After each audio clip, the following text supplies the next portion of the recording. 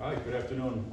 Standing with the Acting Erie County District Attorney Michael Kane, we want to provide an update on the incident that occurred yesterday and what the status of that is at this point. About 11 o'clock yesterday morning, C District officers responded to the first block of Moselle where there was a man with a gun call that went out.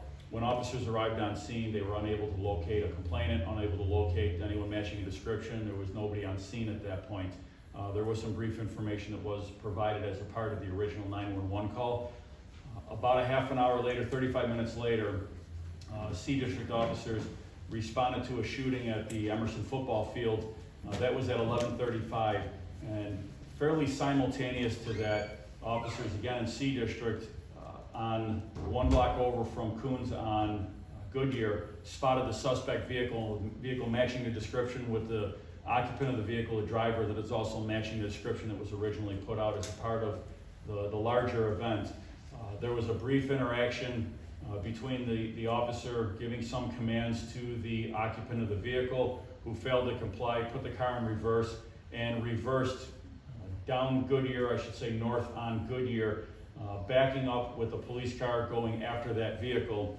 That suspect vehicle crashed into a street sign at the corner of Sycamore and Genesee, at Goodyear and Sycamore. Crashed into a sign, came to a rest. It was a pretty decent amount of damage to the rear of the car, and it went off into the grass, which appears to have prevented the vehicle from driving any further. The officers exited their vehicle, continued giving verbal commands. The suspect exited the vehicle, went down on the ground, and at that point the officer made some observations while attempting to take the suspect into custody. Before long, a handgun was observed right around the location of where the suspect was. It was a 9mm semi-automatic handgun. Other officers were over at the park that had the shooting victim. Going back a little bit, when the investigation so far has revealed that the suspect took a female from the first block of Moselle. It appears to be at this point the investigation showing against her will at gunpoint into the vehicle, forcing her to drive the vehicle. There was another person in the vehicle that we are investigating at this point, another victim that was in the car. We're still working through that, and I preface this with there's a lot of investigating and interviewing that still needs to be done.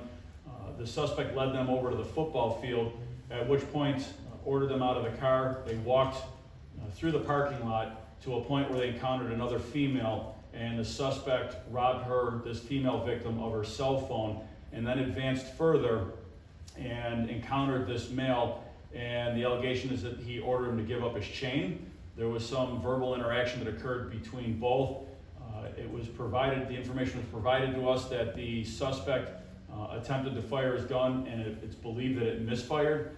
We have not determined if that's how that actually played out. However, the victim turned around to walk away, and at that point, the suspect was successfully able to fire multiple rounds from his handgun.